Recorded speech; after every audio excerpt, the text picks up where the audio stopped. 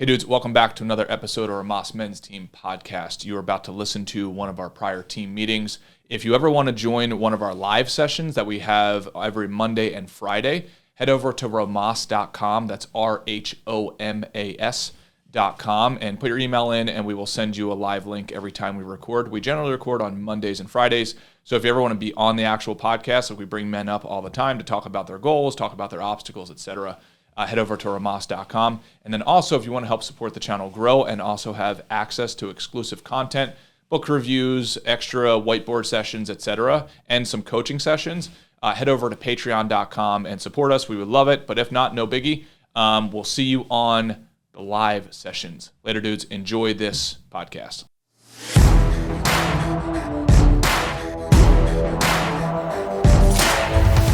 All right, bro. Morning, Matt. Morning, everybody. Welcome back to another episode of Rhomas Men's Team, where we try to dissect some interesting stuff that we're going through as men, and hopefully you guys can learn from it as well. We take some questions from different people along. Basically, we're doing this every week, and we take questions and life experiences from the week prior and talk about them. So Matt, what's up, brother? Not much, man. Not doing too bad. Like you just saw, I had a homemade muffin a second ago, so that was probably the highlight of my morning. Homemade, what exactly? Now, when is homemade from a box, or is homemade from like literally? I went and I purchased the flour, and then I got the eggs. Scratch, bro. I'm talking about oat, like rolled oats, some blueberries, almond flour. We went all out. Oh man, is this a consistent thing in the house, in McCusker household?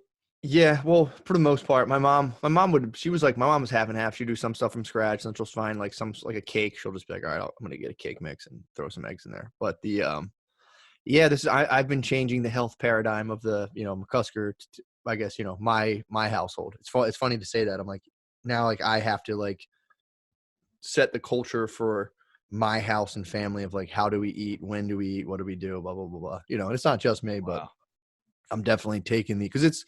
Dude, it's funny, man, because it's like, especially just like thinking about like, what does everybody eat in a house? If you're not thinking about that, you're typically probably just following, the mindless thing of the food industry of like, just eat what tastes good. And it's like, good luck, dude. So it's like, I'm constantly at battle. I'm constantly battling, this whole thing of like, oh, you're a health nut and this and that. And it's like, well, yeah, you have to be. Like, you have to like go against what people are telling you to eat because it's bad for you. Yes. Overwhelmingly it's bad. The stuff people are like, they're like, oh yeah, this is the stuff I go buy at a supermarket. It's like, most of that's not the best for you. It's like, so. Oh, it's terrible for you. Mm-hmm. I mean, it's called what it is. I mean, the most of it is not food. Yeah. That's the funny thing too. I was buying, so we went food shopping yesterday and, cause I finally, dude, after like a 2-month battle of nutritional theory, Mm-hmm. I won, but she's so she food shop. She went and got all these, did this meal plan thing, so she's like, I had to get all these things from the grocery store. I said, all right, cool, whatever, we'll go do that. And it was like, we had to get an avocado. And I looked at her and I'm like, well, when are you planning on eating this avocado? She just looked at me like, why does that matter? I'm like, because it's like, I have to get one that's, if it's like not too ripe, because if you're going to wait 3 days, it'll be bad by then. But if I don't want it to be too hard, if you want to like today, right. I could tell she was just like, I knew this was I knew I didn't want to do this. I knew this was bullshit. God, this is such a pain. It's like, well, welcome to the world of eating real things. It's like, right. Yeah, they expire. I'm sorry that's annoying, but it's like, we're not in outer space. Like, we have plenty of avocados. Like, you don't have to like eat Spam here. Like, I don't understand that in terms of like convenience, like sacrificing convenience. It's like, oh, you're telling me I have to like see if the thing will be ready in 2 days. It's like, yes, yeah, you do have to do that. That's part of eating things. At least you don't have to go pick them from a tree. Exactly. You're contrasting it to the boxed food world where it's not food and it's just like some food made in a lab, and then we call it macaroni and cheese or whatever it is, or we call it personal pan pizzas.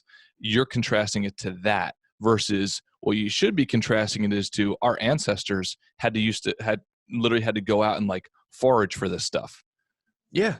They had to find it. They had to find food. And it's like, there's people who are like, oh, I hate going grocery shopping. Like, I hate going to that place that just has food for me. I have to walk and pick it out. It's like, I mean, and I get it too. Especially with all like lately, it's easing up now, but I was food shopping the whole time during the COVID stuff. And that was an absolute nightmare, dude, of like when they started doing the, and I understand why they're doing it, but it was like the different lanes, and like I'd go down a lane, it's like a one-way street all of a sudden, and there's like cars coming at me, and I'm like, ah!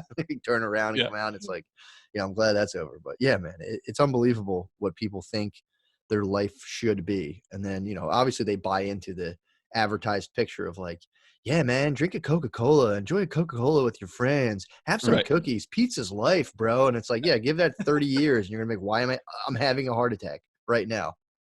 Oh yeah. Well, so after moving out to California, there is, I would say the general practice is way healthier than the average. But then when I go back home, I'll talk to people, family members and so on, and I'll say, they'll ask me, it's like, well, I've got 30 pounds to lose. I said, okay, well, it definitely has to do with your food. It's like, no, it's not the food. Right, not the food. Okay, so it's not the food. Okay, so let's talk about, do you eat healthy? Yeah, I eat healthy. And what I've noticed is those people, they might have a handful of vegetables every now and again. Yeah. But then if I observe them for long enough, it's like, so do you think that, you think that eating pizza 3 times a week, right, is just like that's an every once in a while thing? No, eating pizza 3 times a week is actually a pretty frequent thing. And then, when you're not eating pizza, you're eating a cheesesteak or you're eating something else. Like it's almost like once a day you're eating some sort of like astronomically terrible food for you, right? Like once a day. And in their mind, the people that I know, their mind, it's like, oh yeah, well, it's just a little snack. It's like, no. Like a cheesesteak is not a little snack, right? You just consumed 1,400 calories and 80% of that was fat, like fat and fake carbs. Yeah, eating a cheesesteak is like an event. People are like, oh, shut up. It's like, but it is for your body to be like, if you were to be able to magic school bus your body after eating a cheesesteak, all the red alarms are off. They're like, just shit it out. It would do what you got to do to get this out. We have to get this out immediately. It's an emergency. 100%. Body's like, no, not again. No. Yeah, man. I work in construction. It's like I would just bring a Tupperware of just chicken and rice, and guys would look at me like I was like crazy. They're like, dude, what are you doing? Just order off the lunch truck. And I'm like, no, I'm gonna eat chicken and rice. They're like, you're crazy. And I'm like, no, I'm not. Like, you can't eat off this lunch truck. I would talk to guys who would I swear to God, who would eat a hot dog like people eat apples. It was like a hot dog a day. Oh yeah. Makes people not call you gay or whatever it was. Because they would like literally, they would see me eating, like, God forbid I had broccoli in there too, and they'd be like, what are you, a girl? And I'm like, yeah, I'm a girl. That's my secret I'm hiding, that you just salute through seeing me eat like an actual plant. You've now discovered my true gender, which is a girl. It's like, you idiot. Yeah, well, you're giving people insight into like the bowels of what it is to work at like those like macho areas, because and those are the real conversations. I've experienced the same exact thing, like the same, and to the point you've probably experienced it too. It's like, hey man, you want a beer? I'm like, nah, I don't really want a beer. Like, what do you mean? Like, what do you do? What, you got somewhere to go? It's like, no, I don't like drinking beer. Like, do you have any idea the science and the biology, like what happens to you physically when you drink alcohol? Oh, dude, what are you talking about? No, that's hocus pocus. You're like, right. Especially when people like, do you want, like, there's a lot of barbershops where they're like, the thing is like, we'll get you a beer while you get your hair cut. And it's like, dude, it's 1 PM. I'm going to drink 1 beer. And then all I'm going to be is thirsty and kind of like tired in 2 hours. And it's like, I could have just not done that but it's like, oh yeah, bro, let me get a beer. It's great. Yep. It's what it's all about. Drinking 1 beer in the middle of the afternoon and continuing my day. It's like, now I have gas. Now, like, it just doesn't sit well with me. It is funny that it's like, what do you mean you don't want a beer right now? It's like, out of my choice of beverages, it's like, I'd rather have a glass of water, knowing I'll have a glass of water and I'll have 0 issues.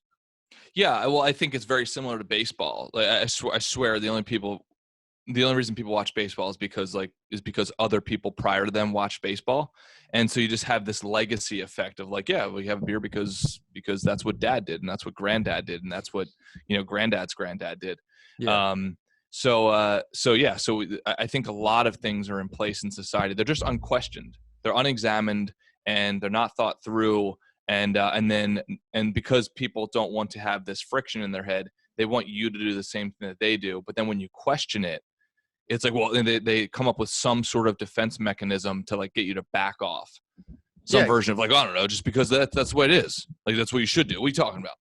Yeah, I mean, it really it gets emotional really quick. Where Yep. it's like, dude, why are you worried about what I'm eating for lunch? It's like I'm Yep. not bothering you about what you're eating. I could talk to you about what you're eating for lunch, and I know this rubs people. Like, oh, shut up, shut up.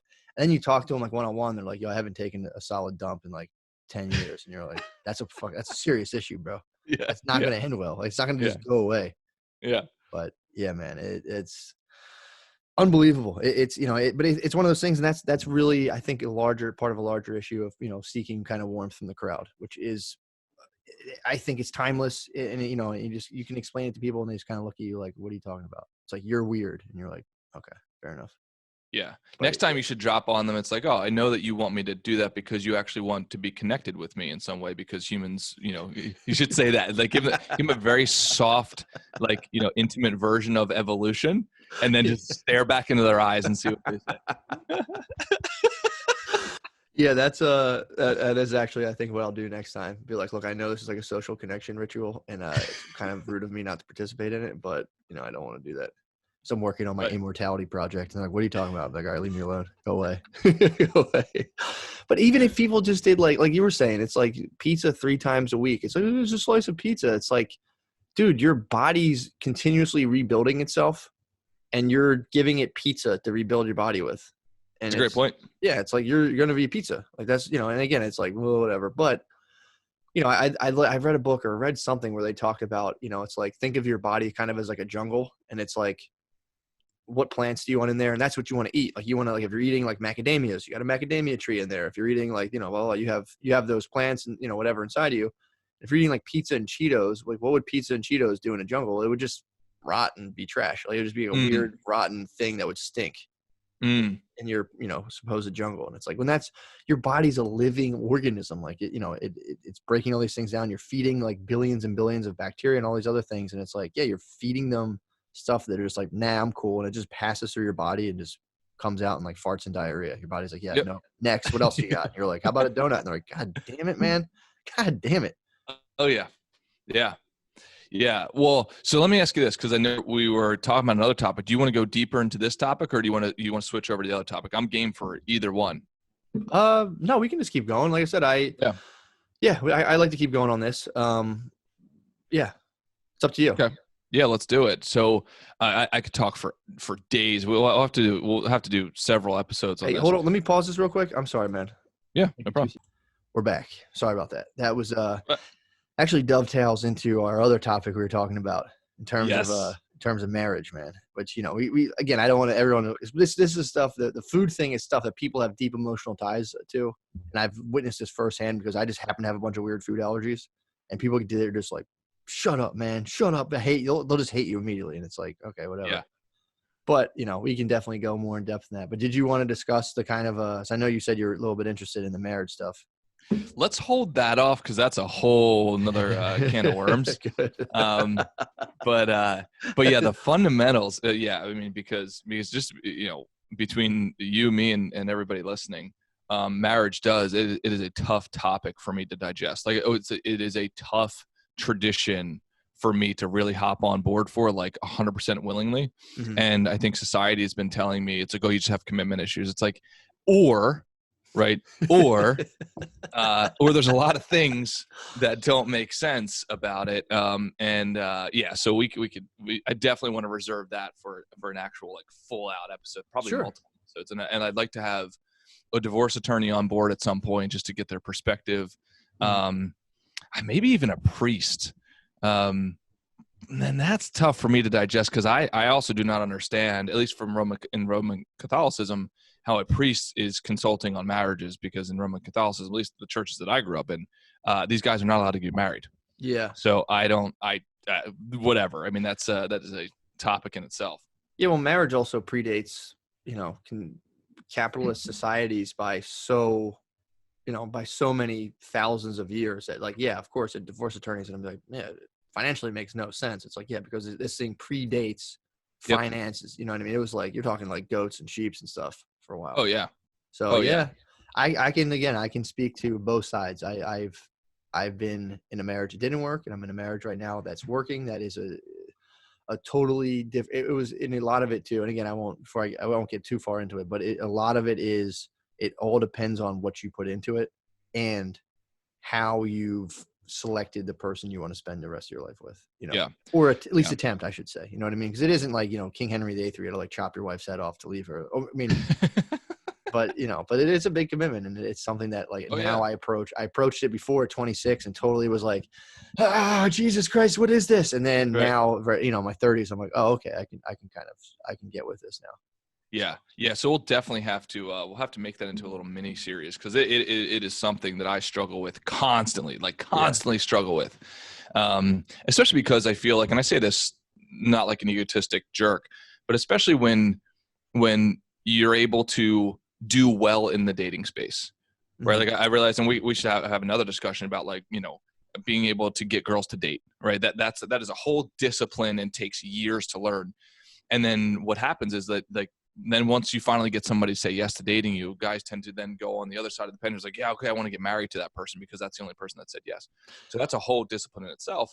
But then it's like, okay, well then once you're comfortable in that space where you can get dates consistently, then it's like, okay, well, oh shoot, now I got to make a decision if I want to spend the rest of my life with this human. Like that's what the sacrament, at least from the sacrament side, is telling you have to do. And it's like, well, like, I don't know if the sacrament, when they created this, right, when religions created this, I assume that's where marriage came from. Did they consider that, like, Matt and I are now going to live until we're 110, like life expectancy increasing a quarter year every single year because of medical advancements, and we're eating healthy? Like 110 is very real possibility, right? In life insurance, they're quoting out to 120 years old. Like that's really, oh yeah, this is not something, like, I'm not being some like hippy dippy woo woo guy. Like I'm telling you the actual math behind the actual science of this stuff. That's a long time, right? We're talking about a long bandwidth of time. So yeah, it's definitely a discussion that warrants some full thought and hours of banter. Well, the other thing too is like, even saying like, the whole discipline of dating and trying to attract somebody, a lot of that too is, there's physical limiters on that, where it's like, I think women, they studied on Tinder, deny like 80% of the dudes, like just swipe away from them. Yeah. Like, when it works out for you, and I hear what you're saying. It's like really hazy territory to be in, because people are like, oh, fuck you, dude. But it's like, yeah, it is like, I've went on, I've had my ups and downs on, I've had my rejections and my acceptances on the dating scene, but there's a lot of dudes who go on there and it's just not like, they will not, because it's just that what kind of surface level thing can you project? And if you can't do the good immediate surface level thing, then you're, right. We were talking about, there's guys who are not even worried about marriage. They're staring down, like you were saying, hitting 110 with this idea, like I can't find anybody because all my available options have to, like, I can't find anybody at work because that's frowned upon. I go online and chicks are asking like, how tall are you right away? And it's like, well, I'm 5, what the hell? Like, what do you, right. What is this? This is insane. Right. So yeah, that's a whole other, you want to talk about a can of worms. It's like, being there, there's so, and apparently like there's a lot more, this is happening to a lot more people than it has traditionally. Cause like we're kind of in the start of cyber dating, it's like before you would just kind of bop around your town and someone would see you and be like, hey, he's all right, and kind of take you in. But again, once you get into that, I think they call it like hypogamy. What is it called? I can't say that. I can never say the word hypogamy or something. I don't know. I forget what it is, but it's basically the fact that women now can, through like an electronic source, can just kind of like shoot for that kind of 1% of dude who, like, before was like, who was around you. And then like they see some dude who's just like ripped and shredded sitting on the thing. And they're like, I'll take a shot at that. And like, that's like constantly in the orbit where it wouldn't have been before. So now like this dude who's just ripped and shredded is just like having sex with everybody. And then before there was, it was a little more kind of fair and even. So, it's like, pretty wild. It's pretty wild stuff. But then it's like you get people who are like, yeah, this is all against me. This is bullshit. And like, you'd ask the simple question, like, like, well, like, are you eating? Like, what are you doing? Are you working out at all? And they're like, no, dude. It's like, because again, but it's also the really very real thing of like, anything of self-improvement is just reminding you of the fact that you've constructed in your head, like, I'm not wanted. This is hopeless. So yeah, it's tough. Yeah. Well, and all of this is interrelated 100%. And you know that, but I want the listeners to know all of it's related. Honestly, dude, like to our original point, food is, I don't know, it's got to be like 50, 60, 70% of the game, right? Because you got to put food in there, you got to put sleep in there. If we're talking about like optimizing the human body, and yes, that will help you in dating. Obviously, it'll help you in all areas of life, help with your thinking and so on. Food represents the majority of the pie chart. And then obviously you got to put sleep in there. You got to put, water in there. Maybe we're lumping that in with food, and then physical exercise. But to our topic of food, and we will definitely, for the listeners out there, we'll definitely get to all those other topics in depth, because they really do warrant a very long and large discussion that I just don't think is put out there properly by any stretch of the imagination. And it'd be cool to talk to that with you. But for the food part, so what are your thoughts on it? And like, do you categorize benchmarks of food? Like, okay, I want this type of body, so I'm going to eat this type of food. Or, hey, just I want general health, so I'm going to eat. What are your rules around nutrition? I do general health. I've done like the other stuff before, but I now just do general health, where it's like I try to, and I need, this is my problem. I need to kind of stick to a better plan, because I'll slide off track, and it's just like, especially as you get older, it's like if you slide off track, it's like you pay for it immediately. Where before it's like I can kind of eat whatever I want. It doesn't really do anything. Now it's like, no, if I have a bad week of eating, I immediately am visibly fatter.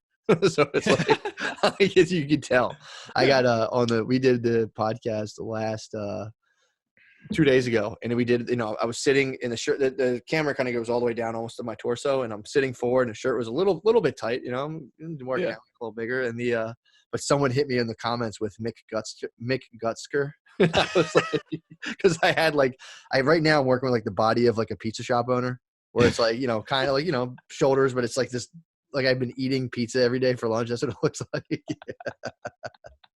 So yeah, man, it's like, I'm really right now focused on my microbiome. I'm kind of obsessed with that idea of like feeding my gut health and feeding like, getting that, and I'm still learning more about it. But have you looked into anything about that? How like, they say like a lot of your serotonin's produced in your gut and all this other stuff?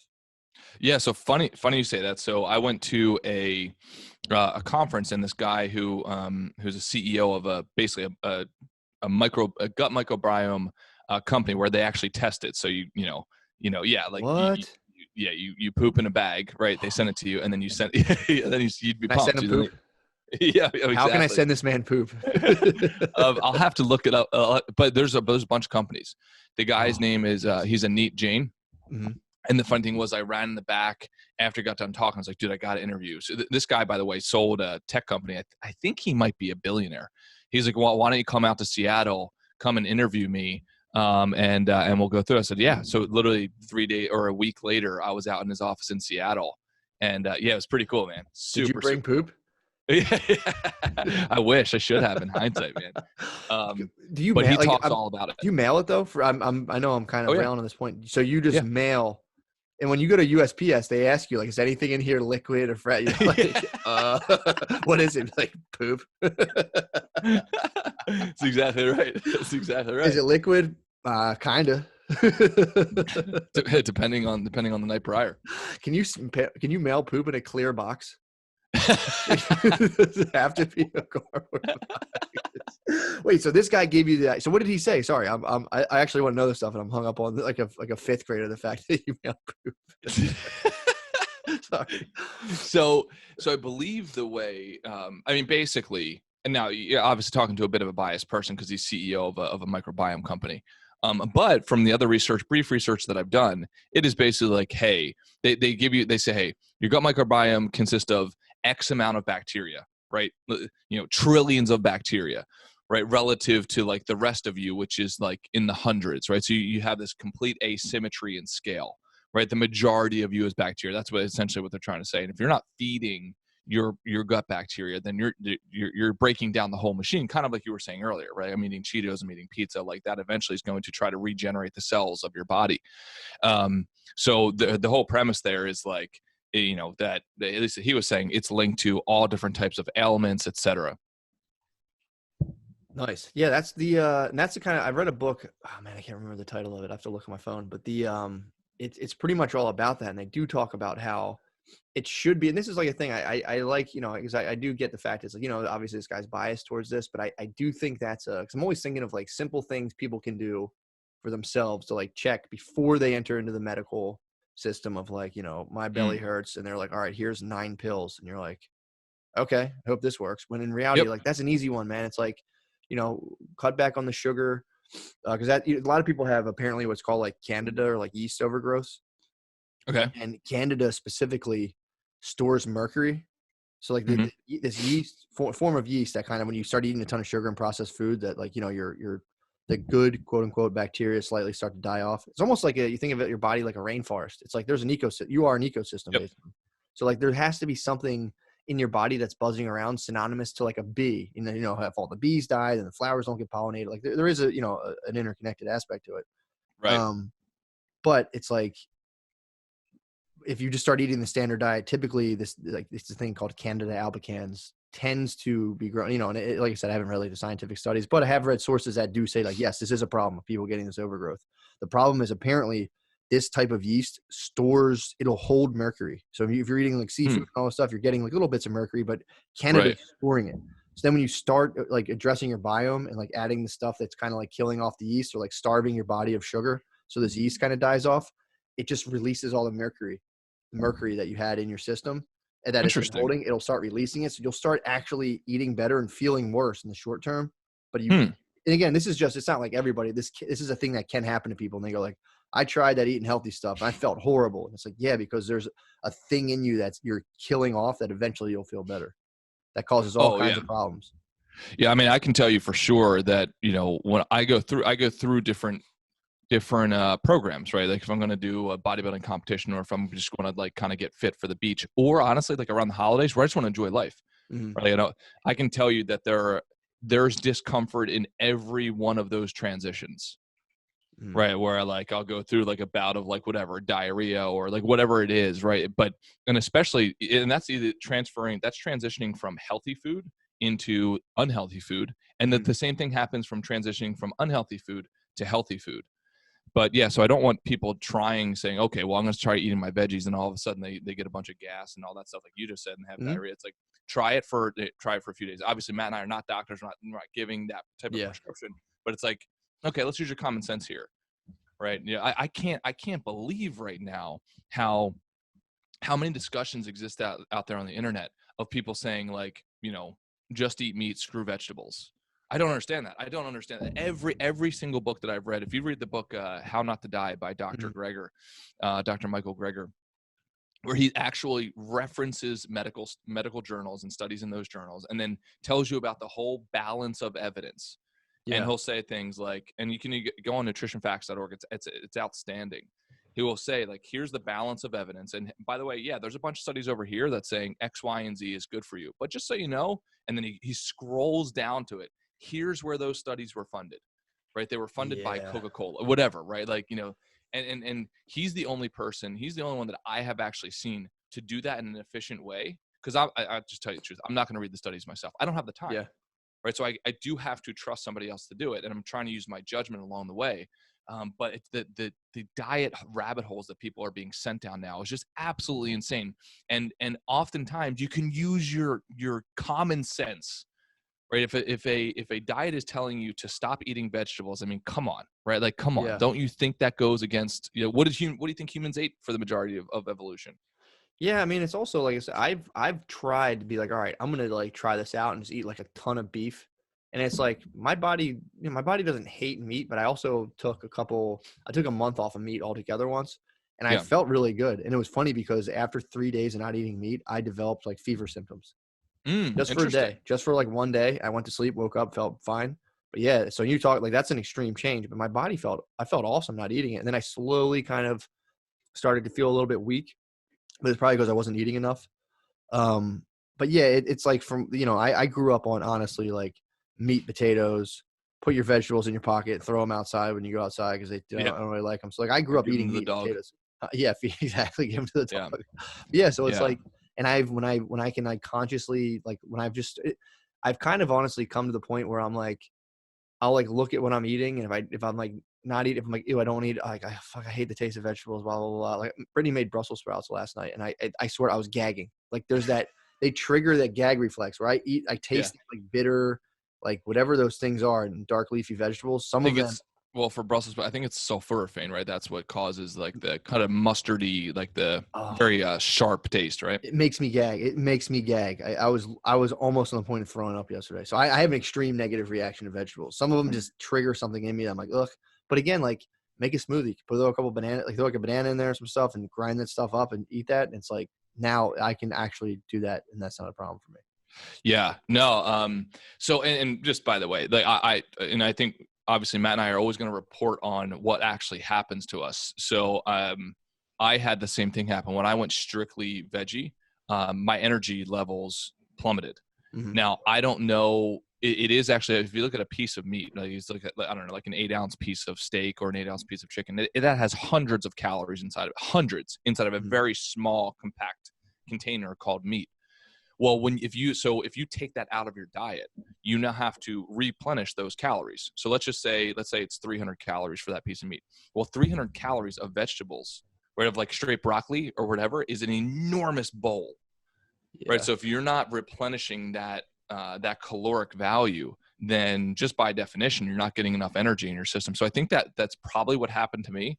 But to be honest, I just went back to eating at least a portion of my diet is now meat. And I have noticed that in the gym, I'm able to lift more. I do have more energy and so on. Now, I haven't sat there and studied all of the independent variables. And that's what you really have to do to make a really solid claim on this. But I'm just telling people my experience. And it seems like you experienced something very similar. Yeah. I mean, when I stopped eating meat for a month, it broke the notion in my head. I had this rule in my head that I just generated, like a meal's not a meal unless you have meat with it. You're And right. I was just kind of like, oh, I can actually eat way less of this than I thought I did. And like, Oh, yeah. dude, it was like, in terms of like, talking mail and poop, I would probably, if I knew I was mailing it, I'd probably eat vegan for a little bit, just because it's like, that's when I'm at my best. There's no like, that's all the thing people should pay attention to. It's like, like when you're letting out those weird little like shrimp basket dumps, that's typically, it says your intestines are like blocked up a little bit. That's usually Right. there's something pinched or something. That's what, that's a problem. Yeah. You Real got that problem. backed up. So it's like, I can laugh about it, but it's like, yeah, I'm very much kind of paying attention to like how I'm taking the dump and what it looks like. If a couple days here and there, okay, fine. But if it turns into like a week and it's like, all right, I have to adjust my diet now, and I adjust it, comes back to normal, and I'm like, cool, Yeah. And it's, again, some people just don't care. Some people are going to be like, oh, you think too much into that and this and that. But it's like, and it kind of goes against the narrative people are kind of told of like, like if you say you're having like mood problems or you just don't feel well or you don't have any energy, it's like, rather than, it's like you live in a world where it's like 5-hour energy, drink this. This is why you don't have any energy, because you don't have a 5-hour energy. It's like, dude, if you just eat better and just drink water, you'll feel better mentally, which is, I think people have a hard time making that connection. They're like, nah. Oh, yeah. Like, no, it works. Really, really works, like big time. There is no replacement for it. It's very similar to sleep. It's like, hey, sleep for 8 hours a night. Try it for a week, right? Yeah. Try it for 2 weeks. You will be a different person. Like you don't know, if you've never done that, you don't know yourself as the optimized version of yourself. It's the same thing with food and nutrition. It's like, try it for 2 weeks, right? You don't have to try it for 6 months. Try it for 2 weeks, and then you'll feel. And then, hey, maybe go and add a little bit of exercise. And oh, by the way, try to get a little bit of sleep at the same time.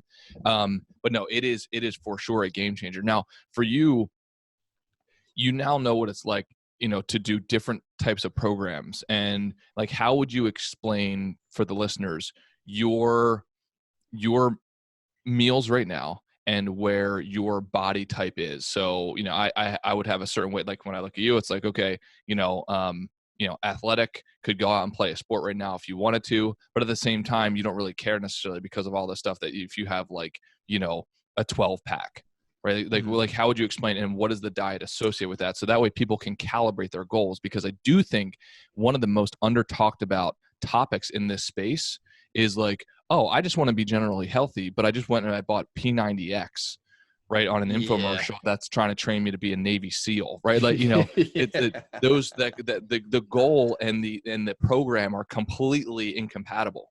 And then when somebody tries that, like their brain is like, hey man, like this is really, really hard. And you don't really want that.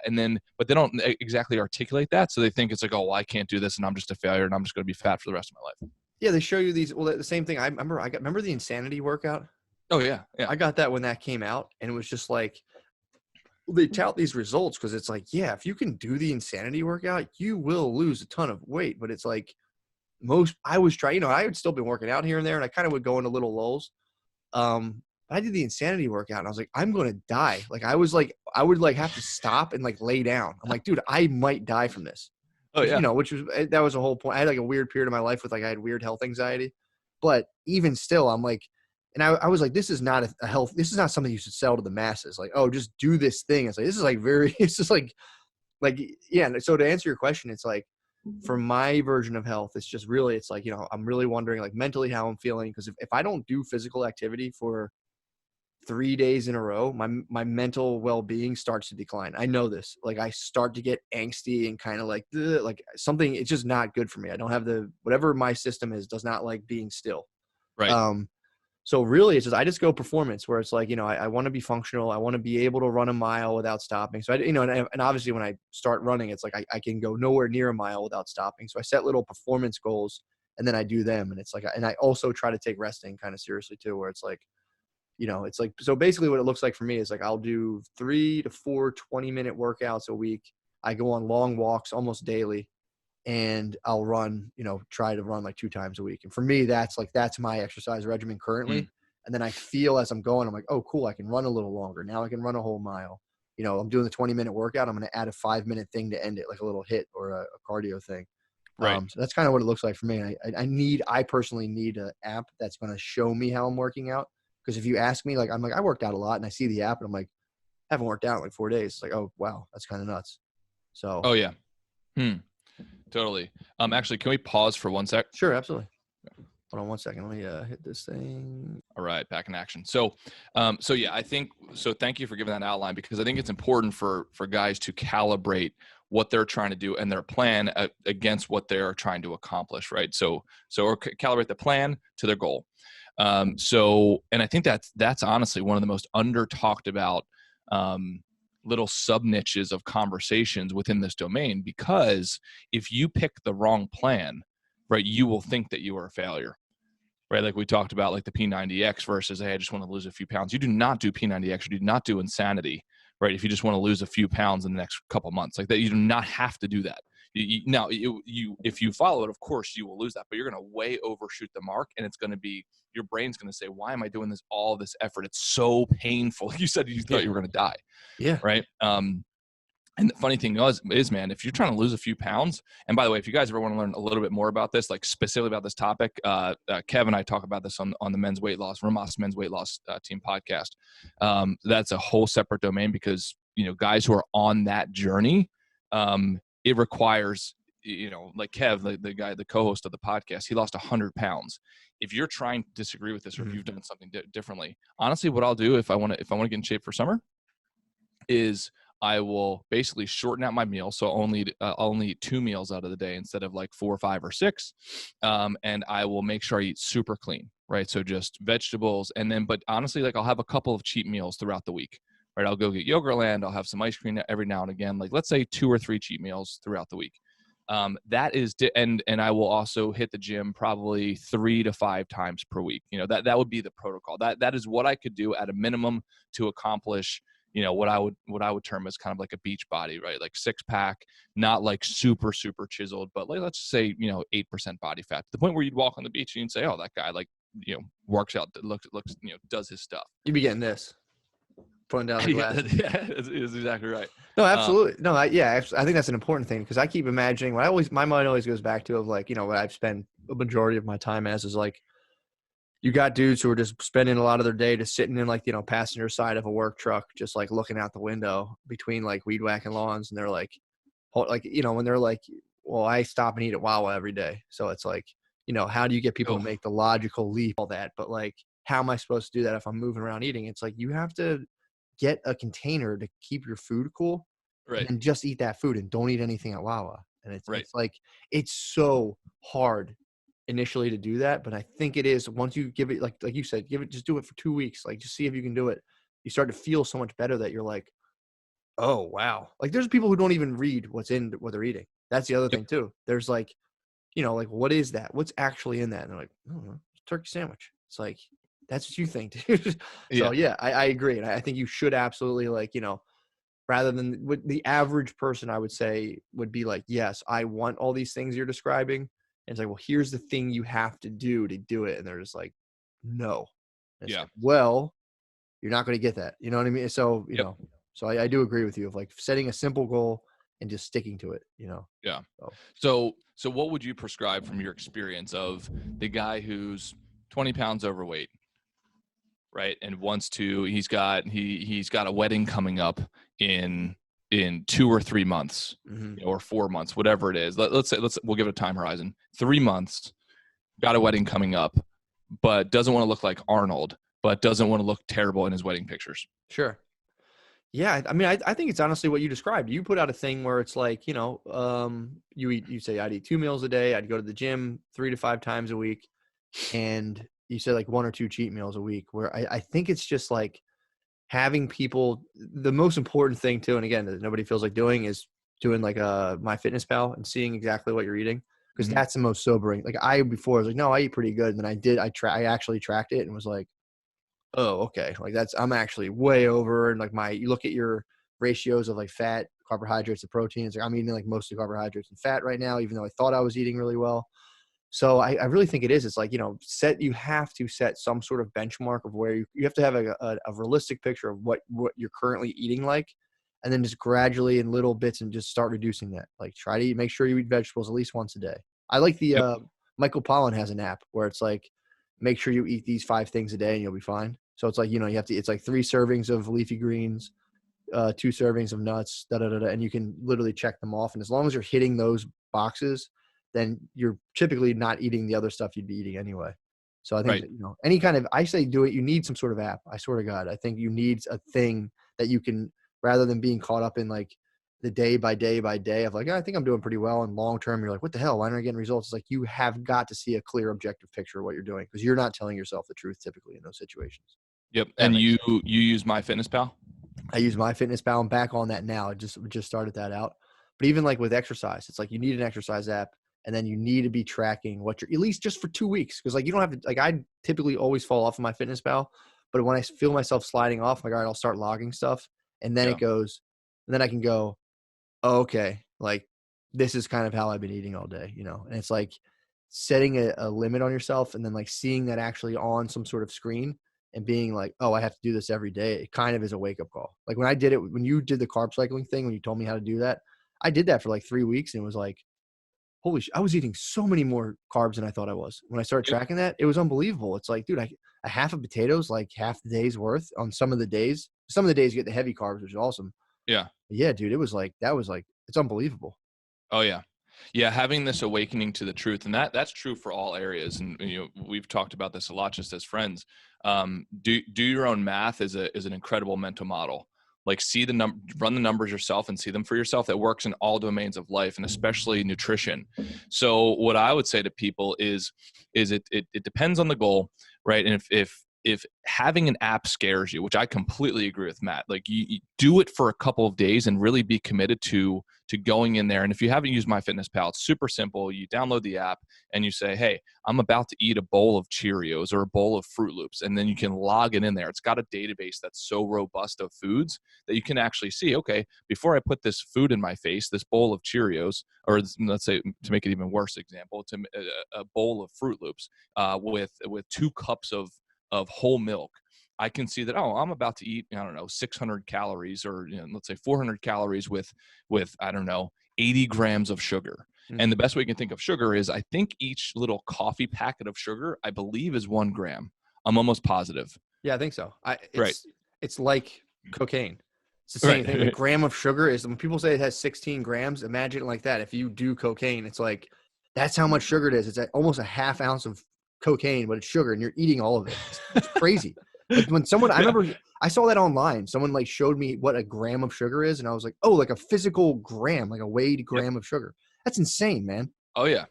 Yeah. And then you'll see on the serving size, because oftentimes, like, even if you read the package, it's a little tricky because they show you a serving size, but they do it by serving size. Mm. But it's like, I've never eaten a serving size of Fruit Loops. No. I've eaten like 4 servings. Yeah. Right. So all of a sudden, when I'm looking at those numbers, and then when you log it into MyFitnessPal, you're like, oh, I ate 4 servings of Fruit Loops. It's, I don't know, I'm just guessing. It's 70 grams of sugar. So 70 of those packets. Could you imagine 70 of those packets? Like, that is absolutely insane. I'm obviously wrong on the numbers right now. I don't know if it's 70, but it's up there. You're making a fair point. It's even if it's 30. Exactly. Which typically, I don't think you're that far off. I'm pretty sure it's got to be at least like 24 grams of sugar per serving of Fruit Loops.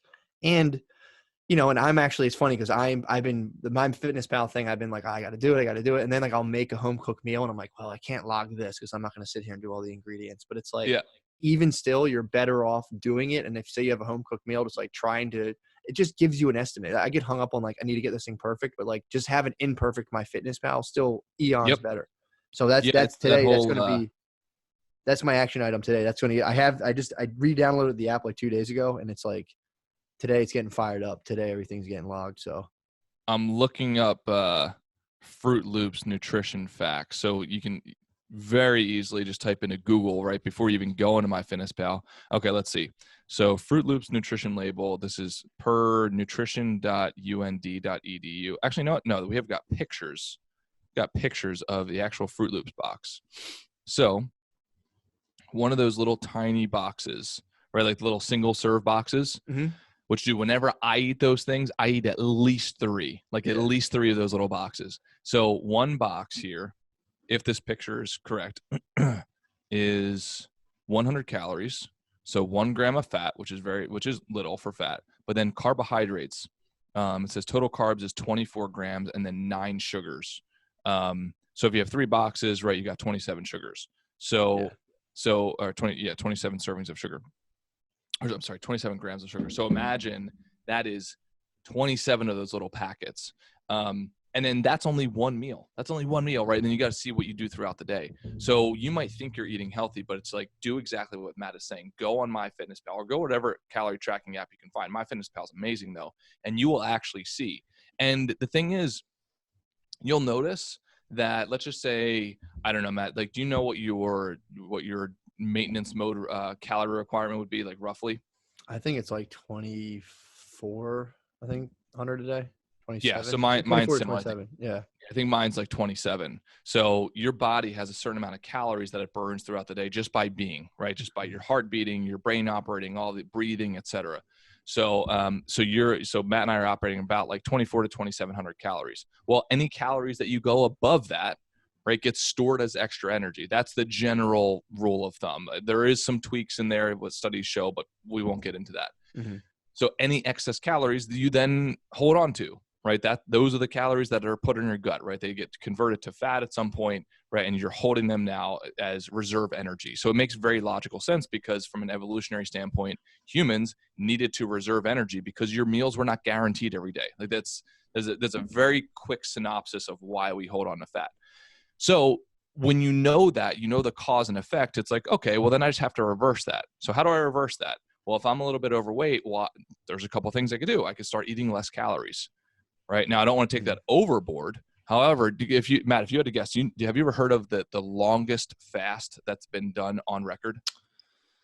What would be your guess? Oh man, I would say, there was, if you read about the Lost Boys in Sudan, they walked from like Sudan to Egypt without eating really at all for like, I think it took at least like 2 months, but they would eat like an egg out of a bird's nest. So they didn't fully fast. They kind of cheated. They had cheat days. They ate a raw egg out of a bird's nest. I think they ate like an elephant at one point too. But I would say 30 days, man, honestly. I think it was more than a year. Jesus, what? Yeah. Yep. Now I believe it was a guy, and they gave that guy, let's see if I can find it. They gave that guy like supplements just for vitamins. Let's see. Cheater. Longest fast. Yeah, exactly. Cheater. That's crazy. Yeah. Longest fast in the world. Let's see. The longest known fast was in 1971 when a 27-year-old man survived on water and supplements for 382 days. And he shrank from 456 to 180 pounds. He was still 180 pounds? Yep. He came down from 456. What happened after that guy? I would be curious what happened after that. What did the guy do after that? I don't know. We should bring him on the show. Yeah. I know. Yeah. That's amazing, man. I know my cousin did a 7-day fast. Like he didn't eat anything for 7 days. Yeah. And he loved it. But yeah, that's That's crazy. So basically you're saying like, cause I was wondering, I'm like, yeah, but like, what if I go to bed and I'm a little hungry still? I was like, Oh, dude, you'll be fine. You'll be okay. you'll be fine. Yeah. You'll be fine. It actually Yeah. feels good, honestly. It's so funny because like, I don't know if you have dogs, it's like there's certain dogs where like you have to like really control what they eat, because if you leave Mm. a whole mountain of food, they'll eat it all till they like get sick. And I've Yeah. always been like, idiots. Dogs can't realize like when to stop eating, but it's like that's literally our problem. It's not like Yes. Oh, like 100%. it's not the fact that we can't get food. It's there's so much of it and it tastes so good. And there's even like God, what the hell? Did you ever hear of supernormal stimuli? Yep. Yeah. So Tell listeners what that is. supernormal stimuli is so it's like a stimulant. So we have things like sugar is a stimulating, eating sugar is a naturally stimulating thing for you to do. Like, if you eat an apple, it's like, ooh, like this is good. But then through like, synthetic and, natural artificial flavors, Yeah. they Through a can lab. through a lab, basically, they can take that natural flavor of banana and tweak it to be something like nature cannot produce. And it'll trick those same mechanisms and be like, ooh, this is the even better thing. They did it with butterflies, where they took a shade of purple. Like the butterfly was like the darker the shade of purple or blue the female butterfly was, the males would go to that. And then they took a shade that was unable to be produced by a female butterfly that was even darker blue. Male butterflies would just cling to a piece of paper and die without ever mating. That's a supernormal stimulus. It exists Whoa. outside of nature. And people just give their whole normal natural life over to a thing that's like just completely unfair, the way like taking advantage of the way they're wired. And Yep. it's so compelling because it's using those internal systems that typically are guiding you towards the thing that you actually need. So you're like, no, your body's like, we need these runts now. And you're like, yeah, they're the best. They're like the best ones. And you just eat them. It's insane. Nice reference. I haven't seen runts in a while. I just thought of Yeah. a banana runt and I'm like, damn, they nailed that one. They were so good. Oh yeah, yeah. Well, no, you're exactly right. We are basically walking around to like a real life version of Willy Wonka's chocolate factory nonstop. Like that's, really, right? 100%. 90% of our grocery store is exactly that, and 90% of what we're eating out there is exactly that. If you were to tell a caveman and say, "Hey, like, here's what I eat every day. Like, what do you think about it?" He would say, "Like, that's not food. What are you talking about? Like, go and eat this stuff." And that stuff that is kind of the boring stuff now because of this. What you're talking about, the stimuli. That is now boring, not because that's not what you truly don't like, but that's because of what marketing has done to this space, right? What business has done to this space, right? Like ice cream is not natural. Like as much as you want to claim, as much people don't want to hear that, it's just not natural. Yeah. Right? Fruit Loops are not natural. Runts are not natural. But yeah, we've figured out a way, because humans are very smart. We figured out ways to manipulate this food to make it very attractive. And then all of a sudden you just get caught up on that loop. And it's really hard to get out of it. So Matt and I are not downplaying how difficult it is, but there are very much things that you can do. So let's just say you start this process, or let's even say it's worse, that you don't want to do the app because that's a little too much friction for you. Well, you can break it down even easier. It's like, okay, just look at your plate, right? Look at your plate of food, and I'm about to eat this. Well, you can segment that plate of food into quadrants. So just imagine you have a circle. So it's like it's a circle, right? So take half of that plate and put veggies on it, right off the bat, right? Just do that, right? Broccoli, cauliflower, whatever veggies you can tolerate. Like if you don't like veggies, just whatever you can tolerate. If you got to sprinkle a little olive oil on there to cook it, whatever, like do it as long as you're getting the veggies in, that's fine. That's a good step forward. Then you take the other half of the plate, and you want to take that and you want to take half of that. So you're now taking a fourth, and you put like a starchy carb on there. By the way, carbs are not bad, but they're just not. Yeah. Right? People say they're doing, for a very select few percentage of the population, they do have an adverse effect, but we're talking about like 1 out of like 10,000, right? Mm-hmm. So you take a starchy carb like a sweet potato, or even regular potatoes. Like for some reason, people think that white potatoes are bad. They're not. Right? I will bust that myth right out. They're just not. Try it for yourself. And then for the fourth part, right? So you've got half the plate veggies, 1/4 on the other side is starchy carb, and then the other fourth is protein concentration. So, piece of meat, chicken, etc. Now, if you don't want to do that protein, you don't have to do instead of do beans. If you want to go vegan, then do beans, something like that. If you do that and maybe a handful of nuts and seeds along the way, have that be your baseline and try it. Right? Try to repeat a version of that meal. And by the way, it doesn't have to be the same exact thing every day. There's hundreds of combinations of fruits and vegetables. And fruit, obviously you could add to that plate as well. So maybe your next meal, you switch out that starchy carb with an apple, with a peach or something like that. If you can just do that, if that's where you need to start, then start there. If you now, then it's kind of like the Jerry Seinfeld model, right? Like, can I string together enough good performances, right? Enough practices where I'm doing this every single day, the results will follow. Right. So if getting an app is too much for you, then try with the plate theory, right? Just try to perfect one plate. And then, yeah, maybe today you can only do one plate, right? But maybe tomorrow you do 2 plates and then you fail. And then you do that for 3 days, you do 2 plates and fail. But then maybe the 5th day you do 3 plates, right? So you do 3 meals consecutively. And all of a sudden you start to get this momentum and you start exercising a little bit and you get this little incremental momentum and you start learning. And then you do the app. Whatever it takes, whatever that next inch is for you, do it. But that will, over time, man, I mean, you will look better and feel better than 95% of the male population out there. Matt, would you add anything to that? Damn, dude. No, I think I'm going to do the plate now. I think I want to do, it's such an easier way to do it. And it's like, there's no room for like, well, have this or that. It's like, you're just doing the plate. I like that a lot. Yeah, I think that's where I'm going to start myself. I'm going to try to do a thing too, where I'll start giving you real hard numbers, because I can definitely I'm in a position where I can guinea pig this, because I definitely have like 20 pounds that I'm trying to just get, just like, it's so far as I'll look at it, I'm like, just get this off of me, like get off. Because it's just unnecessary. It causes back problems, all this other stuff. Oh, and with the starchy carb thing, because I've been reading a lot about the microbiome. So not only is it not bad, but like that's kind of what also feeds your biome of like these kind of good natural starchy carbs. That's what the bacteria gets to feed off of. So it's like, yeah, man, I'm excited. And this is a reason I really like doing this with you. It's like, it's good to get it out there. But for me personally, doing this helps me, because then it like cuts a lot of the bullshit out. Because then it's like, because it's like we're sitting here talking about this, because I can just as easily slide into like kind of my version of bad eating habits. And the only reason I'm as healthy as I am is because I have food allergies. Otherwise, I would be eating everything all the time. So I have like a very natural limiter that's like, you can't have gluten and dairy, which helps, because I still am somehow packing on weight without eating gluten or dairy, which is like, how? I don't know. It's like, but and it just depends on what you're eating. But yeah, man, this helps me a lot, because it's like, now I have not only do I have to try to do it, but I have to now keep myself honest, because it'll be very noticeable if I'm like, yeah, man, you can't be eating stuff. And like, as the weeks go by, I'm just like, yeah. So I'll be excited to do this, and kind of, if anyone wants to kind of keep track or like figure out, 'cause I'm really into the team method thing. Really is, I mean, you've been saying it forever. It helps so much to have like a little app or a thing, or just something of like people being like, I've been doing this for this many weeks, and just having other people keeping you accountable helps me so much. Because it's I'll do it and I like doing it. It's just left to my own devices, just leaves my mind. It's weird. Well, what I can, if you're game, if you want, I can bring you into our group. Hell yeah. And we weigh each other. We weigh each other. We weigh ourselves every morning, and we send in a picture. Can I give you something that's a little more next level that might help you? Please. Okay. So here's what I'm currently trying.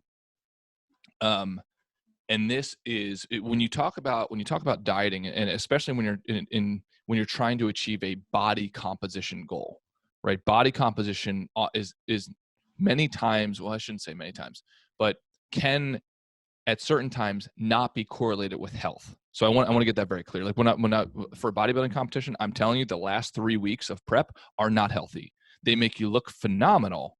Right? I'm speaking from experience. I got down to 2.5% body fat, and that is not healthy. And I could tell you that things I did to lead up to that, not healthy, right? For 2 to 3 weeks prior. So there's a very real distinct line separating those two groups. Now, when you are trying to accomplish a certain goal, it's not only about what's the protocol, but it's also about the compliance to that protocol, right? So are you actually doing it? And the human brain, if you're not tracking, is very difficult, right? The human brain you will lie to yourself, not intentionally, but you'll lie to yourself, right? They inflate the numbers here, tell yourself you're eating a little healthy over here, telling yourself you did the actual plan when you didn't, all of those things. So the two variables, right? Compliance and plan. Okay, well, we have a right plan down. Right. So let's just say, let's say it's what I just told you. Well, compliance, that's where you get into psychology. In my opinion, this is what I'm testing out right now. The more times you eat throughout the day, the more friction there is for you to have to give in willpower to be compliant with that plan. Does that make sense? Yeah. No, Right. You're exposing yourself to that stimuli that you now have to fight against or do. Right. So it's like, I have to sit down at this table and I now have to do the plan of eating this food. But I also, because now I see food, I have to fight against a little bit more. Right. Right. Mm-hmm. The donuts that are sitting right next to me. Right. Yeah. Something like that. Right.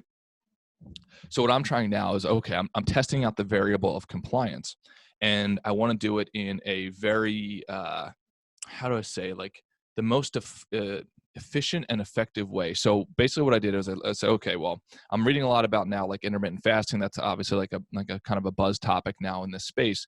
And if you look at, from an evolutionary standpoint, it's like, well, humans probably were not meant to eat, right? Basically snack throughout the entire day. It Mm-hmm. seems like that's the consensus. That's, maybe an evolutionary biologist would prove me wrong, but it seems like that's the consensus. If we look out there in nature, a lion is not eating, for 16 hours a day. In fact, he's probably only eating like 1 or 2 meals a day, but they're larger meals. So what I'm testing is, okay, can I eat only 1 meal a day?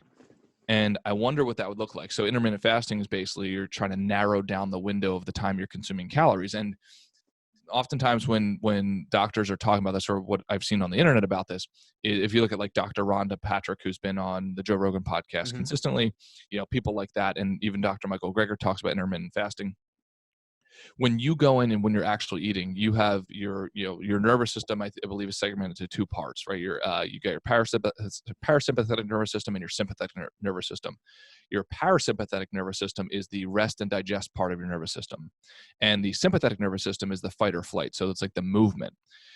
The catch is when one is on, the other is off. So it's like 2 sides of a coin.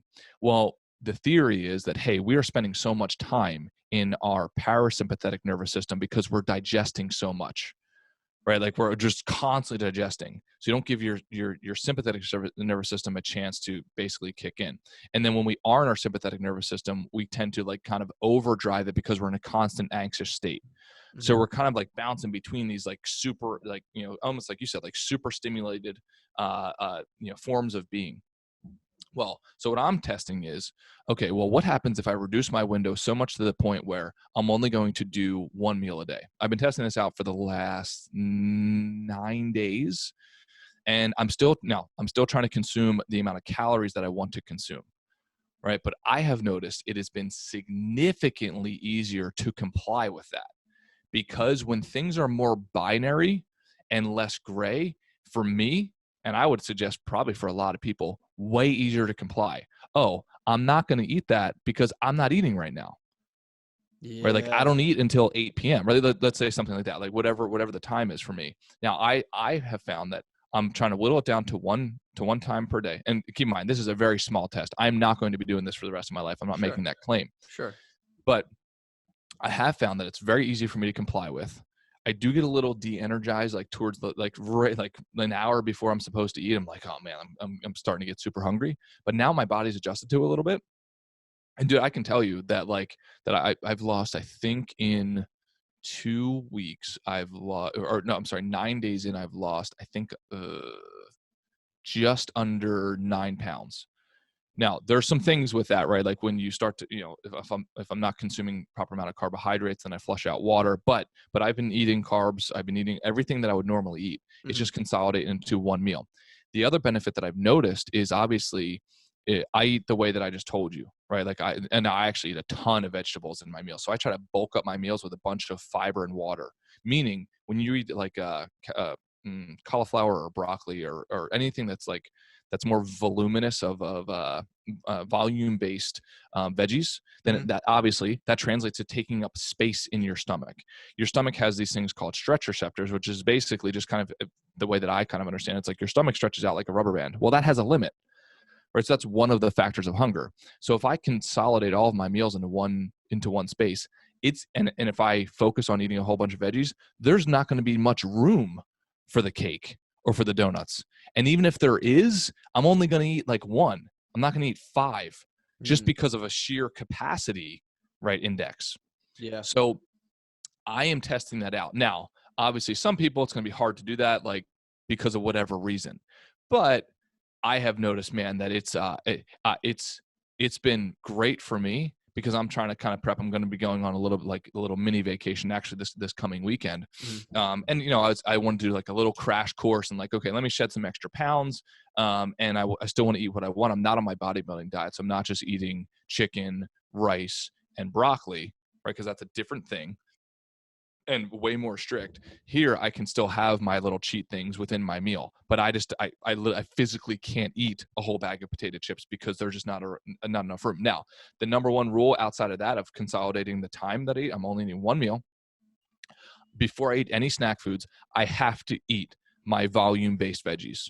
Mm. Have to. Yeah, that's Right. a good. Dude, I love that idea. And it's also, I was eating, as I was choking down Brussels sprouts like a brat last night. It was like, when you start eating this like vegetables and like, my chicken, vegetables, and rice.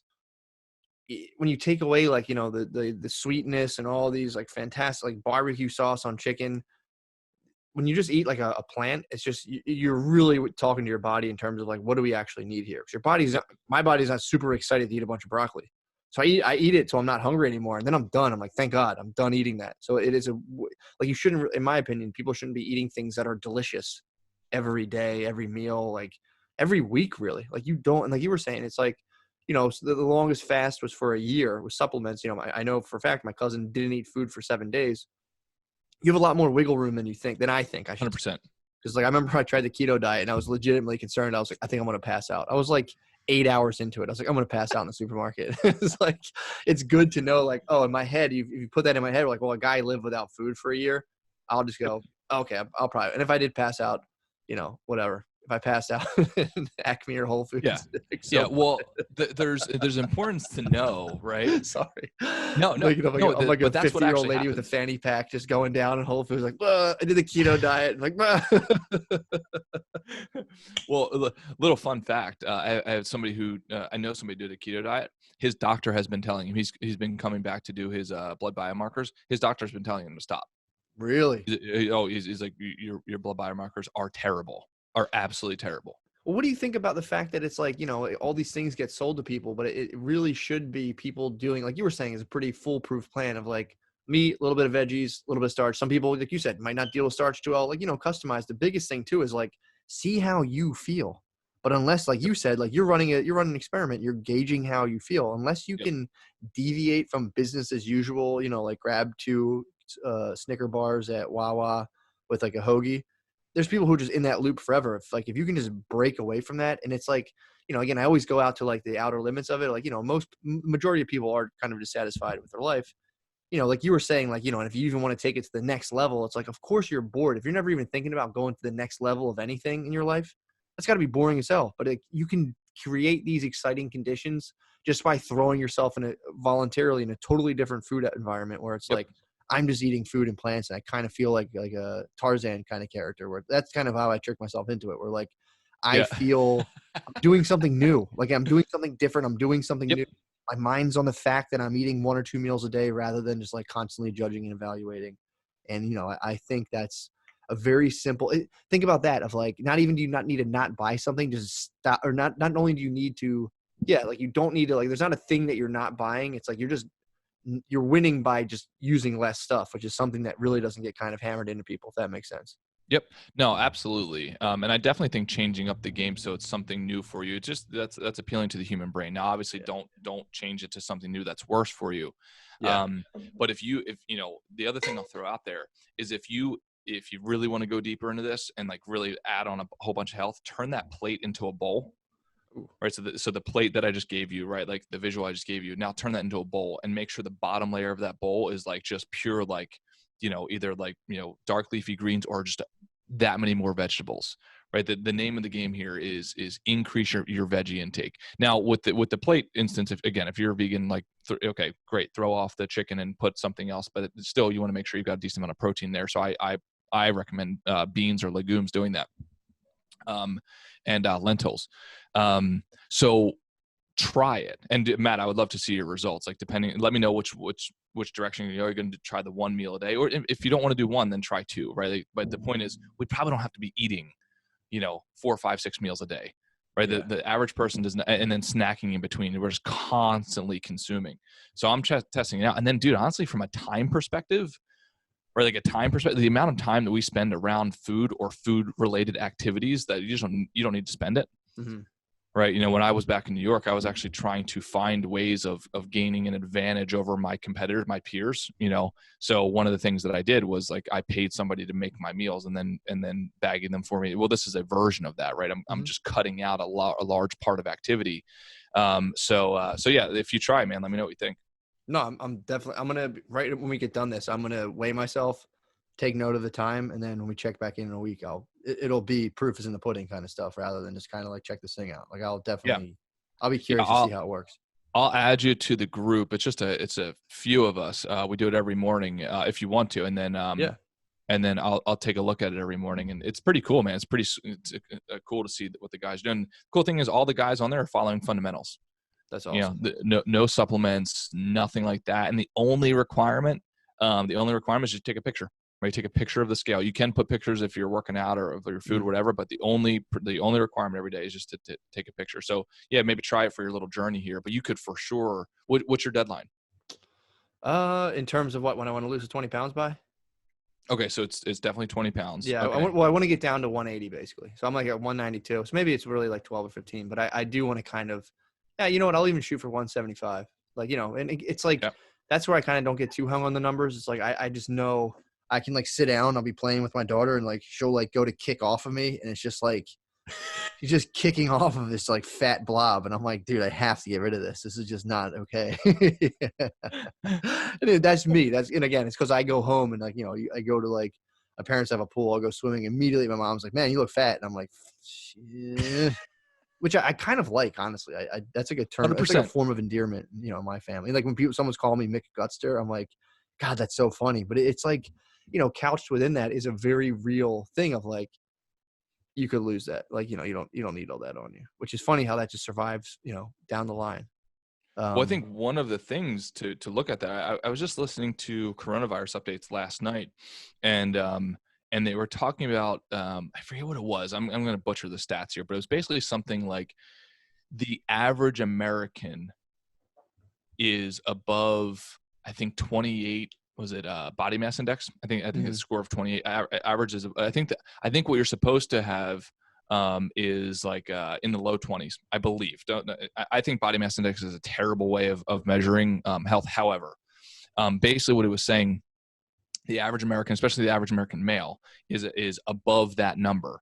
And when you look at coronavirus deaths, I think it was 6 times more likely to have severe complications / death from coronavirus if you are in the obese category. Wow. Right. And the thing is, for obesity, it actually doesn't take too much fat to be in the obese category. I know. Right. If you were to look at tribes people, like that's what we're supposed to look like. Yeah. Right. People who are living off of nature. You don't see, like, these guys who are hunting, you don't see that they've got like a muffin top.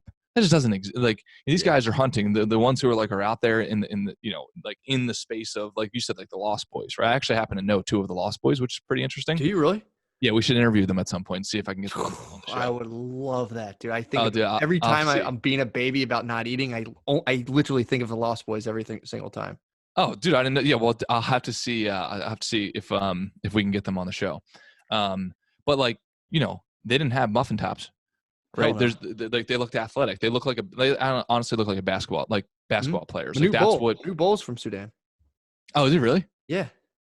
Oh, nice. You know about this, man. I read, dude. What is the what? It's the book by David Eggers. It's all about this. It's I'm obsessed with it. I really am. I mean, you know, it's like, not to make myself seem like more of a 50-year-old white lady as like passing out in Whole Foods, but I'm also obsessed with the Lost Boys. But dude, yeah, I mean, this is exactly what you're saying. I agree with all of it. And the kick that I'm on is, I think we can, one of the things I want to help kind of push people towards is just like a kick towards self-reliance, where before it was like, great topic. We spent so much time, like generations really, under the thumb of, you know, and I'm not discrediting experts. I think experts are important, but you were so much under their thumb where like you didn't have any access to the information they had.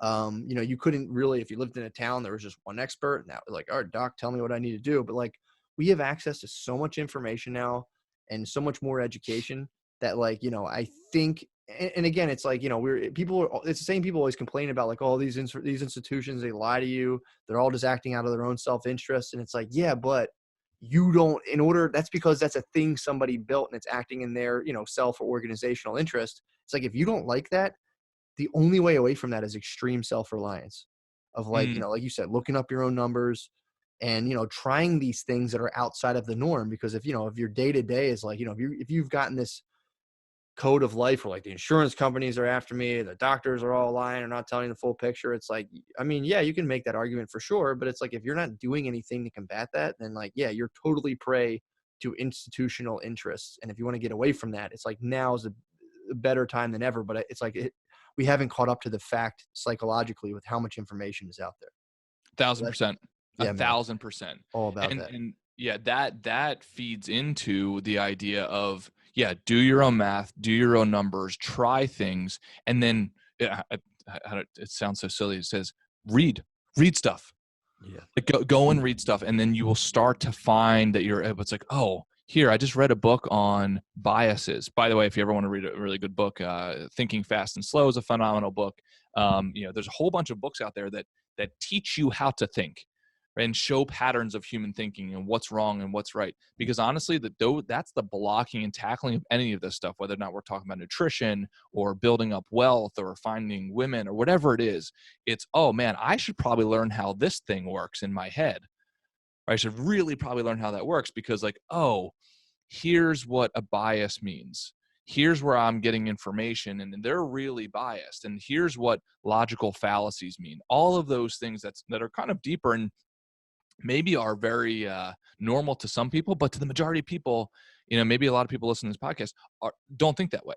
Yeah. Right. It's like you said, they go to Wawa, and Matt keeps on referencing Wawa just for the people to know. Wawa is like basically a glorified gas station / like 7-Eleven, Yeah. right? You go and you get like very crappy food. But yeah, man, self-reliance. I'm so glad you brought that up, because that is exactly what it takes to do the stuff that we're talking about, nutrition or any other domain that you want to master. Yeah, man. And then again, the like networked teams of people who are opting or trying to be more self-reliant than they currently are. It's like the team aspect, because again, you do need, it's like there's self-reliance and there's also the need to kind of belong and be interacting with like-minded, likely intent, or people who are also intentioned the same thing, the same way that you are. It's like, you can kind of do that now in ways that are awesome. And that's what I think personally is kind of going to fill the void that we kind of lost from losing church and religion, where it was like, you know, there was a big community aspect, and now it's like, all right, you know, we can now do that around also, if, you know, if you want to do that, cool. And then you can also do things around like things you're actually very, very, very interested in and feel that are important to you. It's like, you know, it's all that good stuff of just being around people and getting that interaction and feedback. It's so necessary, man. Other than just bopping around as like a single atom, just kind of just at utter mercy of just the messages being that, I think the you know, the messages being broadcasted by all these large institutions that are just, you know, could very much care less about you, if we're being honest. So it's like, you know, not to paint like an ominous, you know, paranoid picture, which is something I fight constantly for myself, but it's like, there's enough information out there where it's like, yeah, man, like, yeah, like you were just saying before, oh, well, you know, the consensus now is that you shouldn't eat like all day, every day. Dude, before it was just like, oh, make sure you eat 19 meals a day. It's actually better for you to eat 19 meals a day. And, you know, the old food pyramid that we've talked about before of just like, oh, don't forget candy up there on the top of the old food pyramid. And it's just like, Yeah. it's crazy, man. It's unbelievable. Yeah. No, definitely. And I like what you're saying. And that's why we're doing the show, right? Is to give people a team to participate in. Yeah. And we're regular guys, right? We're regular guys trying to go out for goals. And then it doesn't have to be more complicated than that. And then we share our experiences. And that sounds like it's so simple and it should be so common, but that's not the common practice. The common practice is like, we're all kind of out there living around each other, not with each other on a team. And then we go and we flip through our phones and we find some sort of like infomercial type of advertisement or something like that says like, oh, do this program and you're going to look like Arnold and all this stuff. It's like, no, like, how about we actually have real conversations about it, in-depth conversations where we give ourselves the time and space to go into the details necessary. And then you can pick for yourself, right? Yeah. Join the team, do a version of the plan that you want, and join us in that journey. And then let us know what you think. If you massively disagree, now here's what I will say. If you massively disagree, please make sure you disagree with some sort of like formal experience, right? You actually tried it, or you know somebody who's actually no, I want to remove that second part. Try it first, right? Yeah. Like go and read about it and try it first. There's so many people out there like, oh no, that's wrong. It's like, well, how do you know it's wrong? Oh, How do you dude, know it's wrong? or not even wrong. They'll go, oh, that's bullshit. And it's like, based off of what? And they're like, come on, man. That's bull. And it's like, okay, that's an interesting way. Or when people, my favorite thing people currently do now to like take a step up from that, they'll be like, look, the scientific literature says, and it's like, have you read it all? Like, what did you read personally? Which study? Was it a meta-analysis? Was it just one? Like, what are you basing that off? You can't just quote the scientific literature unless if you're a researcher in the area. I'll be like, okay, I'll take that for you. Read all the literature and like, no, you did. Get out of here, man. So yeah, man. It's so attractive though to be able to step up and be like, I figure this is nonsense, and it's like, right, yeah. And again, that's more of a personality thing, in my opinion, where it's like there is a need to come out and be like, no way, I figured it out, saw through it, it's nonsense, and it's like, it's like, okay, man, whatever. But again, like you said, if somebody is like, no, actually check this out, I'm like, oh, awesome, I didn't know that before, now I know it. But when someone just gives me like, oh, that's bullshit, I'm like, why? They're like, I mean, come on, man, everyone knows. It's like, okay.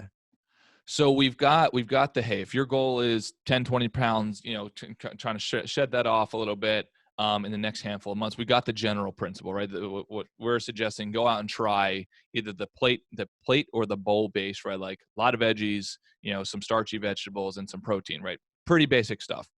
If you want to kind of go a little bit next level, at least try what I'm trying, and it seems like what Matt's going to try as well, is narrow down your food window. Right. So only eat within I'm taking it to the extreme. I'm only eating one meal a day. So I'm eating for like 30 minutes a day. I'm not saying that you should do that. Like go and try. That's what I'm trying. I'm going to do two. Awesome. We'll be able to You're compare. going to 2 meals. 2 meals a day. Yep. I'm going to do 2 meals a day. And I'm going to track. Which ones are you going to do? What do you mean? So let's just say, are you going to do the 2 meals for lunch and dinner, or general kind of advice from basically an advertisement, on the websites where you just scroll down, they just write those things. They're like those pitches on a website where it just goes on and on and on and on and on forever. Yeah. It's like, I'm not saying that like you're inherently a liar, dishonest by doing that. I think that's just a product of the business environment, but I do think a new business environment starting to open up. And I didn't invent this by any means. Something I've just noticed is kind of a non-coercive economics where it's like, look, I'm just going to do this thing. If you like it, you can throw a couple bucks. Here's a button. You can throw a couple bucks towards it if you like it, but I'm going to do this regardless. And I kind of like that idea a lot, where it takes out a lot. Like you were saying, like, I'm not saying people are inherently self-honest, but like, if you like the human mind's built in a way, it's like, if you want to eat, like if you think you're eating well and you're not tracking it or being like open and honest about it, you're probably having a lot more cheat meals than you think. If you're selling a product and you're writing like this long targeted ad where it's like, I have to, I need the person to buy this thing. Are you going to leave some stuff out that like might contradict it a little bit or like make it a little complex? Of course you are. Of course you're going to leave that out. So it's like, I think a lot, it's going to be interesting how this landscape changes in the next the next, let's say 20, 30 years in terms of how this works. The funny thing is, did you watch the Joe Rogan podcast where he just interviewed Ronnie Coleman? No. Okay, so remember the guy you and I watched in college, like the Ronnie Coleman, the monster, the biggest bodybuilder ever, right? Yep. Monster. This was phenomenal. Joe Rogan, and they had a good rapport going, and Joe Rogan was like, he's like, so basically very kind of nonchalantly asked him, he's like, so, how much steroids did you have to take? And Ronnie was like super open. Yeah. But that right there in that 5 seconds, that blew apart everything that pre the internet days where there's a bunch more authentic conversations. In the past, like when you and I were trying to build muscle in high school, like all of those things, like we only had to rely off of those magazines. Yeah. So you'd see this enormous guy and saying like, basically I got this because I took some creatine. And now he was saying, and Joe, literally, and Joe Rogan went into it. He's like, I used to buy those magazines and people used to buy them and think like, oh, like, are they really getting that big? But that's what people used to think, right? That's what it took. And these guys actually, funny enough, like Arnold Schwarzenegger, man. No, it wasn't Arnold. Somebody else. No, it was Arnold. Was up on a bodybuilding stage, and he was not competing. He was giving out the trophies. This was, a handful of years ago. And he literally said, basically how the industry is not taking steroids, right? Like people are coming up and he's like, you guys are working hard and like everybody's saying you're taking steroids, but you guys aren't. And it's like, BS, complete BS, like absolute nonsense.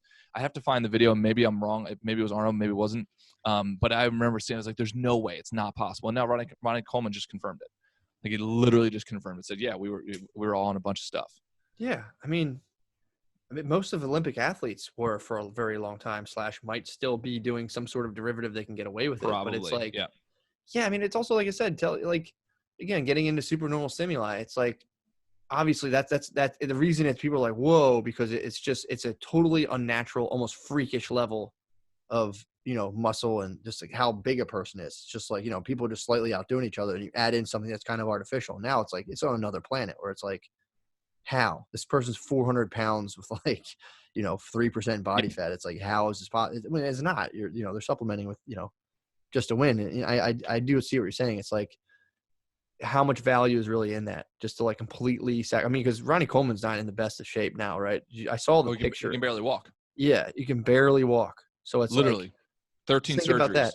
Think about, let your mind stew on that. The thing we call bodybuilding, which is like a show of physique, and like this thing of like the pinnacle of a person's experience as a physical body in space, ends with people effectively crippled. That's insane, man. And that's part of this whole when you really get into systems theory, which is pretty cool, but it's like, you take that and it's like, that's coming from somewhere. There's a system that's kind of perpetuating this like insanely unnatural, unhealthy mode of living in so many different aspects of life. And like, that might be almost the most, ironic encapsulation of that, of like crippled bodybuilders after they're done. It's like, that's horror. That's crazy to think about. Right. You know? No, absolutely. To sell more protein powder. It's like, that's all it's all for. And it's like, it's that, I never even thought about that till now. It's crazy, man. And that's the, and again, if I'm getting too kind of far out with it, but I feel like that's the thing we're all plugged into naturally. That mode of being, of sacrificing our like common sense, holistic wellness for this like perpetuating machine of kind of consumption and selling and blah, blah, blah, blah. Which isn't a bad thing in general, but it's like, you got to be able to distance from it. It's very useful, but it's also can be harmful if you get too sucked into it. Yeah, no, absolutely. So yeah, let's wrapping stuff up here, because we can talk for hours and hours and hours about this. We'll have to do some more episodes on it. One key takeaway you got from this discussion, and I'll give mine, and then if you can give the guys the homework for the day. Key takeaway is for sure the plate thing, because I constantly go against this like tracking on my app. It just falls apart, and then I start feeling bad about it. I'm like, I try and track for a while, blah blah blah.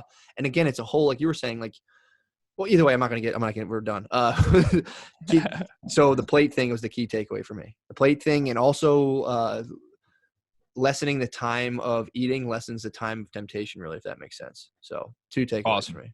Yeah. Awesome. Number one takeaway for me, actually, it was kind of a smaller part of the discussion, but self-reliance. I think that is a message we need to continuously hear. If anyone wants to learn more about self-reliance, there's a great essay, what was it, by Ralph Waldo Emerson, called Self-Reliance. Really did a great job of articulating how, as a man, you should be self-reliant and like really focusing on how to build your skill of being independent. So thank you for bringing that back to my attention. I'm actually probably going to read that essay again. All right, dude, what's the homework for the guys? I would say read that essay, because it's funny you say that, because and we've said before, we're brain twins, which we are, because this morning I was like, I got to reread that Ralph Waldo Emerson thing. Oh, really? So that's for me, that's a homework, man. Read that. It's not very long, I don't think either. If I remember correctly, it's not. Last time I read it was probably 2 years ago. I try to read it every few years. It's a nice little reminder. Yeah, I would say read that. All right, brother. Until next week. Thanks, man. All right, man. Thank you.